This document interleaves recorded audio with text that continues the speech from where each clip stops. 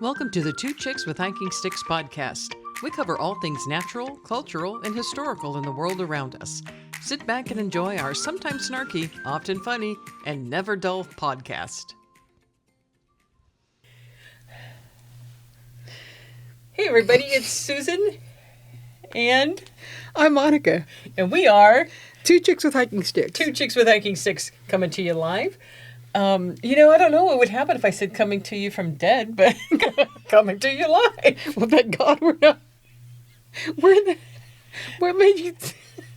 Well, because when people say coming to you live, But we're not really live. We're recording. Well, but we're live as we're doing it. Well, of course we're live as we're doing it. Which actually makes me also think about the fact that when you're listening to us, you know there are no cuts whatsoever in our videos. That is true. So I think of it as a live recording. It is a live recording that gets then published later. I suppose. Yeah, we don't edit. Yeah, we don't really edit. We edit the beginning and the end, but Yeah, but we don't edit in between. So whatever screw ups we do, you are watching them. You're with us on that. So we are the Two Chicks with Hiking Sticks, where we cover the historical, natural, and cultural things all around us. Woo! I'm so excited. You know, it's a new year in 26. It is. We're kind of into it already. Well, we're in the first quarter. Oh yeah. We haven't had our quarterly review. No, we have not. I'm going to be giving a performance review. Great. Monica, you exceeded expectations here, but you don't even go partially there. met Don't even expectations. go there. Well, today's episode, actually, it's interesting because when I was thinking about a title, the title of the episode, it may be when you actually see this, is They Found 24 Mammoths in a Ravine, and the Story is Wild. That kind of catchy. Well, Sure. I mean, I think you have to have the dramatic music with it, right? Are you going to do that? I don't know. Now, see, there's an edit we can do. We can add dramatic music. I can add stuff. But the location that we're covering today is one that is not well known as per usual. I didn't know about it, as usual. But if you live in Texas, you should go. Okay. And it is called Waco Mammoth National Monument. Yeah. And I'll be honest with you, had no idea it existed until I started my journey in July of 21 to go to national park sites. This was like on its way because I had gone to the LBJ location first, and this is just north of that. So it's kind of, near Waco. I would not have known about it if you didn't tell me that we were covering it this week. And I've been to Waco a few times. I've actually, I stayed in an RV. I overnighted there and went to the Dr. Pepper Museum and stuff. If I'd known this was there, I would have gone there too. Well, and I'll say when I went, again, it was in July 21, I got my new 4Runner. I was ready to hit the road, and I had my little MPS hat. I was ready. I was so ready. And I went to this place, and that was the first time I realized that if you don't have internet or cell service, that's not good. Because I actually got lost out there. So, while it's in Waco, it's to the west of Waco, kind of. And it happens to be in an area that didn't have cell service. And so when I was leaving, I didn't know how to leave, and I'd kind of forgotten which way I'd come. So I was kind of trying to figure that out. But anyhow, it's out there by Waco. Okay. And this place is...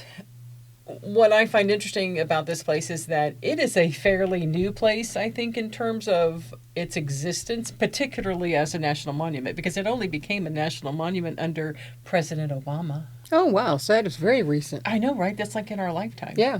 Which is... Crazy. It is... Well, it warms my heart to think that there are places that are still being protected and that people find of importance that it needs to be protected. True that. And so through the Antiquities Act, this is how the presidents can set aside monuments and memorials and put those under the National Park Service.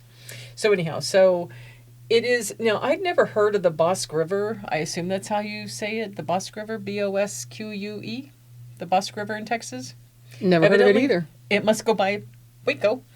But wow, okay. This is important because... This is a fascinating story about this place. Fascinating story about this place is that it was discovered by like two people roaming around in the ravine looking for arrowheads in 1978. Oh, okay. Okay. Hold it. 1978. So it's been around since 1978, but it wasn't actually made a national monument until recently. Yeah. Okay. So these Waco residents happened to be out searching for arrowheads, and they came across something sticking out of the ravine. And they're like, oh, I know what that is. It don't look like a bone. Ooh. They took it to Baylor. Is that how they did it? I imagine, hey, what do you think? I mean, this was in 1978. What do you think they did? They were probably stoned. Hey, what's that?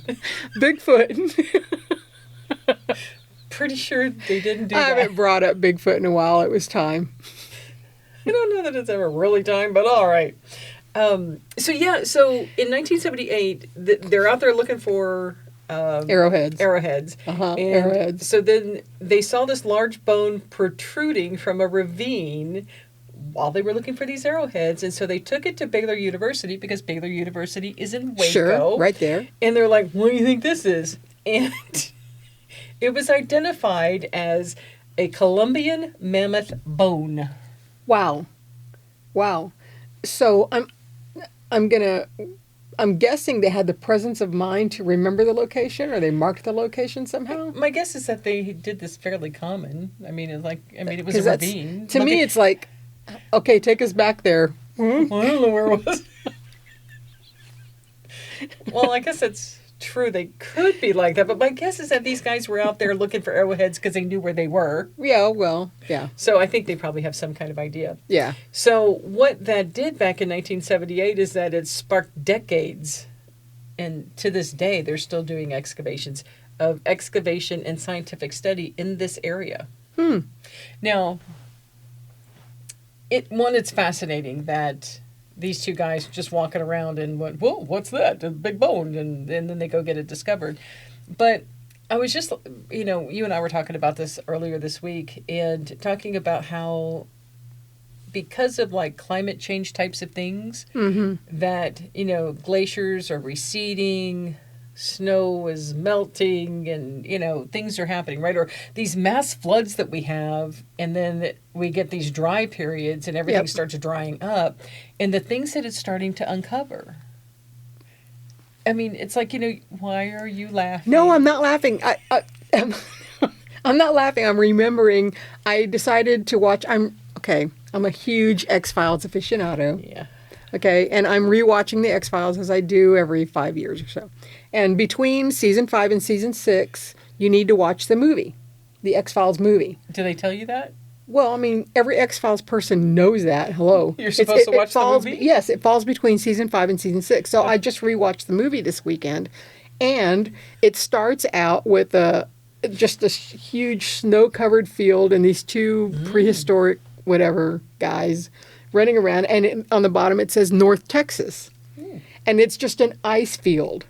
And, I don't want to say too much. They ended up falling through a crevasse and they run into things that we know or suspect are aliens. But it was North Texas. And then the next scene, it is still North Texas, but now it's the desert that it is, Oh, okay. So, that's why I was smiling. I was thinking about, that was it's relative. Perfect example of what you were talking about. Not exactly, but well, sure, close. I appreciate your contribution on that, Monica. Come on, man.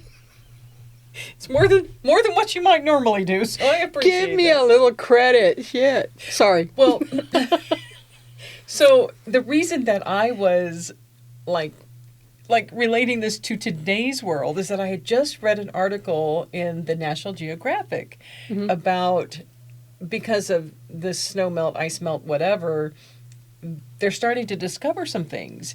And specifically... Aliens? No, nor Bigfoot. Neither one of those.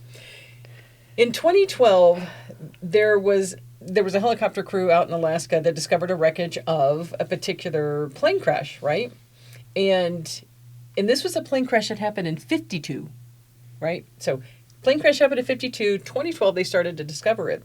And so they were like, hey, what is this stuff that's down there? And so they went down there, they got debris and stuff. They started to figure out and identify remains. They just recently finally identified the last 2 remains because they found more stuff. Wow. Because the receding of the glaciers and the movement of the glaciers and stuff and of the ice packs and stuff, they have now been able to uncover enough things to identify the final 2 people that were in the plane.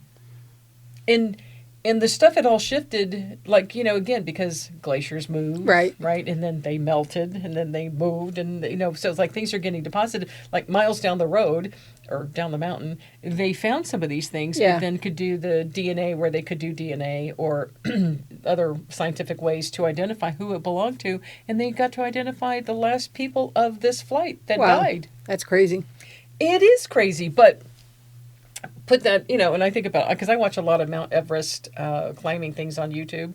I love climbing stuff. And they talk about there, you can go up there and slowly but surely you're seeing more bodies that are buried up there in the snow. I mean, it just, that is a fact of what it is. I read that recently too. Yeah. So here you have it just in a different format, right? So like, even like when you were talking about North Texas, because we have Dinosaur Valley State Park. I think it's a state park, right? I think it is a state park. That's up in it's north of where we are in San Antonio. It's just south, I think, of Dallas area.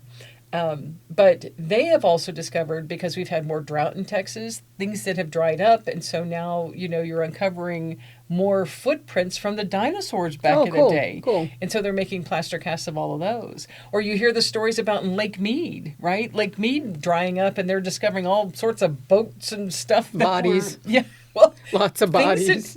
So now you kind of look here at this Waco Mammoth place, and so you go, wow, that was in 1978 that these guys were walking around and they found this stuff. And it really became significant because it was the first what they call a nursery herd. So it was a herd of these mammoths, but it was known as a nursery herd because I think it was because it was like a mom and little baby mammoths. Mm-hmm. Although I'm not really sure how small a baby mammoth is. I have no way of knowing. I don't know either, but evidently these female mammoths and their young were buried what they think is like over 65,000 years ago. Wow. That's kind of mind-blowing. Well, that it was 65,000 years ago, yet we just discovered it in 1978. Yeah. So anyhow, I thought that was pretty fascinating. So like I said, this place it's known really for it being an active excavation site, and it opened first as a city park in 2009, and then, as I said, Obama then made it an actual national monument in 2015. And this is a unique partnership, and we'll see this in some places, but it's still unique here that it's the city, the School of Baylor, the University of Baylor University, and the federal government that all work together for this particular site. Yeah, and we've talked about that. We've talked about how cities and individual people can actually, start something and move something along those lines where there's some preservation involved, whether it's city, state, county, eventually federal. Yes. But yeah, all it takes is a couple of people to start the movement. Rolling. Yep. And so when you go to this place, I mean, it's not a very big place. I think maybe it takes up 5 acres. I don't know. It's not very big. But the key thing that you want to do here is you park, you go in the visitor center, a small visitor center, but a nice little visitor center. You then walk from the visitor center to what's really kind of the dig site. And they have like a building that has like a catwalk that you walk through that is over the dig area. So you see like the bones and things where they were. Nice. And how they're excavating around it. Yeah. Very cool. It really is. They have some really nice, it's a little jaunt again, and it's wheelchair accessible too from the visitor center to this, to the dig site. So you kind of walk through, but they have on the wall, and I'll show a picture of it, a real life size thing of a mammoth. Nice. It's huge. Like, it's huge. Like, it's bigger. I'm sure it's bigger than how tall my ceilings are. I'm sure it is. It's huge. Did I mention it was huge? Yes, you did. You did. Well, you know, that particular having digs where you can walk over that thing. Mexico City has something like that right outside of the Catedral, right downtown. You know, downtown, and people are walking right past it. And As there's work going yeah, on. there's excavations going on and archaeology in progress in some of these places, which is very cool. It really is to see that continuing to happen. Yeah.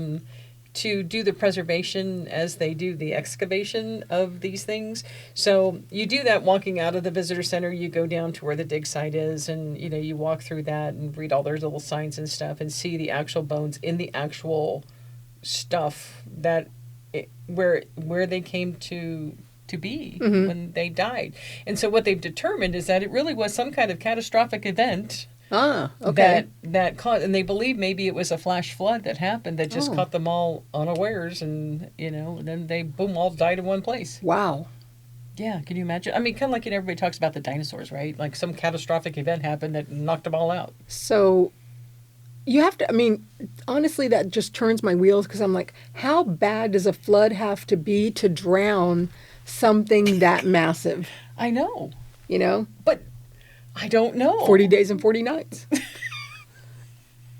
Just saying, it's got to be something massive. It's got to be something huge that would knock them off their feet. Yeah, basically, right? It's got, and it's the water's got to have been, if that's what it was. I mean, I'm just imagining here, but you know, something catastrophic, huge, I tell you, huge.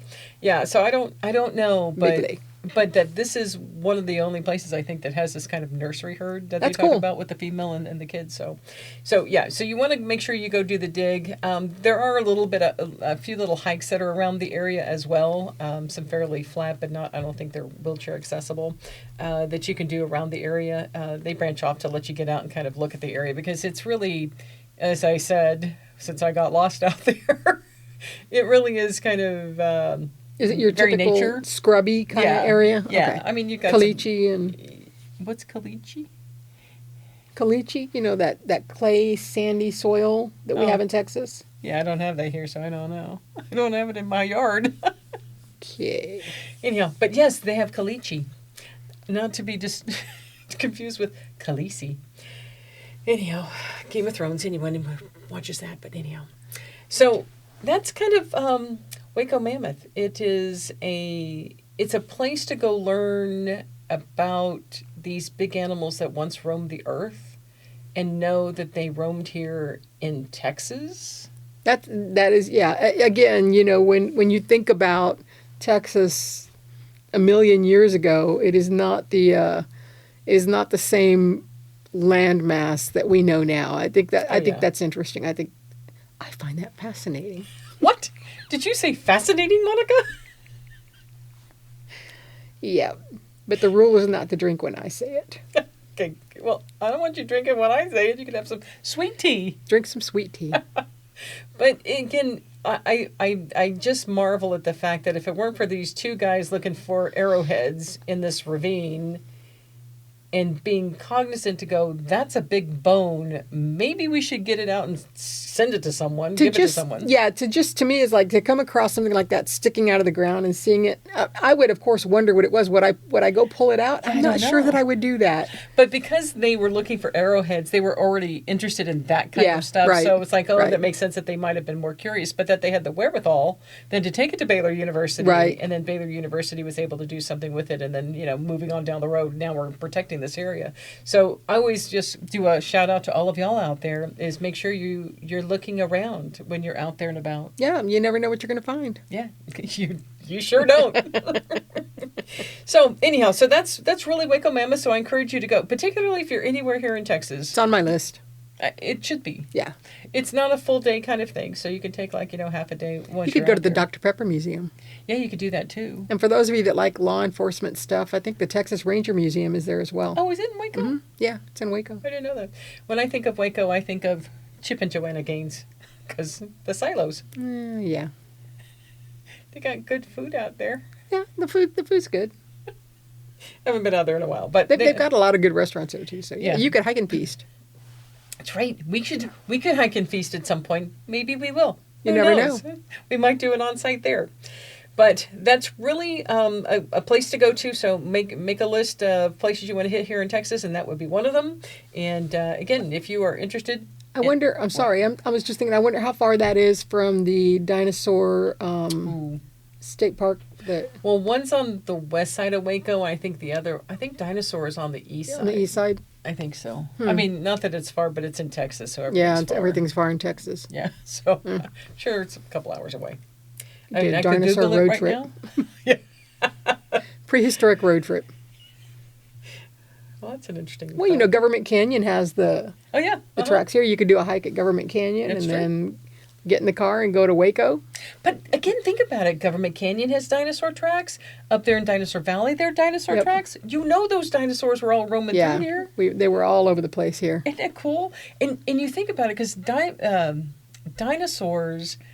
were on this earth so much earlier than the mammoths were. Mm-hmm. So it's like you think about we humans are only Yep. occupying like a little smidgen of a little dot We are specks. in the history of time. That's right. So anyhow, all right. Well, if you have found anything that we have talked about today somewhat interesting, because it should be fascinating to you, please be sure you like us and follow us. Give us a thumbs up. Share. Share with your friends, because Yeah. we'd really like to get the word out, because that was really the goal when we started this, is to talk about some interesting places, talk about places where you can get outside and get moving, particularly as you get older in life. And if you're retired, you got all the time in the world. Yep. So Yep. there you go. So be sure to share us. And I don't know, anything else, Monica? I think we're done. Put a fork in us. X-Files. Okay, I don't have anything to say to that. All right. Well, until next time, be sure to go Hike your own hike. and we'll see y'all later. Bye. Bye. Thanks for listening, and remember to follow our podcast wherever you get your podcasts and subscribe to Two Chicks with Hiking Sticks on YouTube, where you also get to see our lovely faces, pictures, and videos of our journey.